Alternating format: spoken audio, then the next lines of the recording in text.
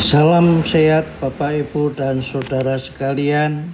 Pada kesempatan ngopi bersama sore hari ini, kita merenungkan tema Jalan Pendamaian yang terangkat dari Roma 3 ayat 21 sampai 26, namun kita hanya merenungkan ayat yang ke-25. Mari kita membacanya demikian.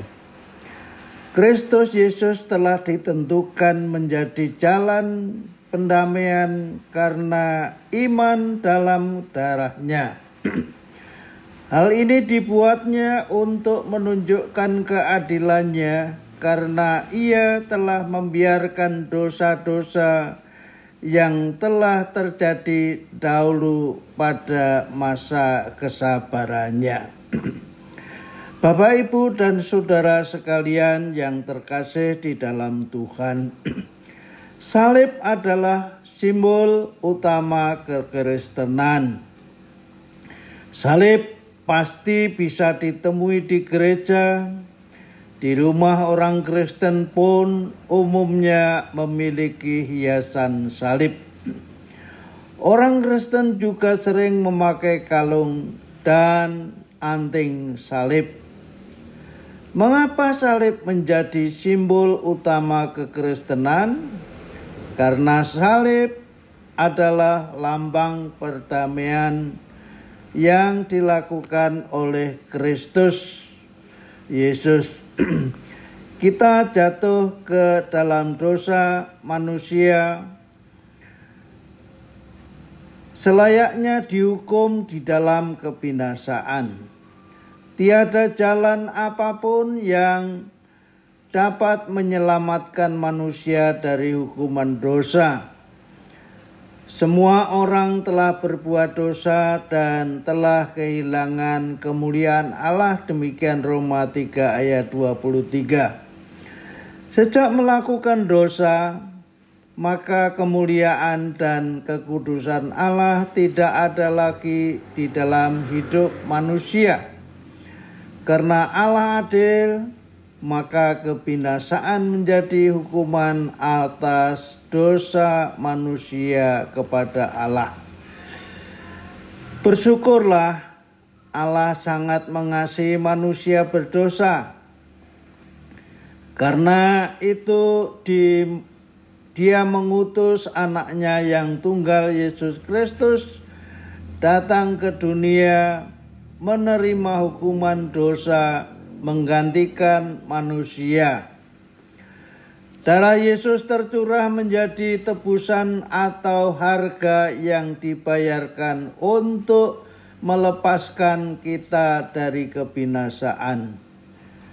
Karena kematiannya di atas kayu salib, kita yang seharusnya dihukum tidak lagi mengalami hukuman karena Kristus yang telah membayarkannya bagi kita.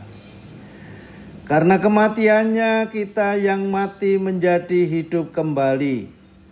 Karena penebusannya kita yang seharusnya binasa mendapatkan hidup yang kekal. Saudara-saudaraku yang kekasih di dalam Tuhan, ketika mengingat pengorbanan Kristus di atas kayu salib, seharusnya kita sangat berterima kasih, bersyukur karena kasih-Nya yang besar bagi kita. Kita diselamatkan dari kebinasaan. Selain itu, keselamatan yang kita terima dari Allah adalah cuma-cuma. Seharusnya kita sangat menghargainya dengan menjalani hidup yang berkenan kepada Allah. Saya percaya ketika seseorang diberikan kesempatan yang kedua, maka ia akan menggunakan kesempatan tersebut dengan memberikan yang terbaik. Jangan sia-siakan pengorbanan Kristus di atas kayu salib. Ingatlah betapa berharga dan besarnya pengorbanan Tuhan Yesus demi menjadi jalan pendamaian kita dengan Allah. Karena itu, jadikan salib sebagai pengingat kita bahwa Kristus sudah mati menebus dosa kita dan telah menyelamatkan kita dari kebinasaan untuk selama-lamanya. Amin. Mari kita berdoa.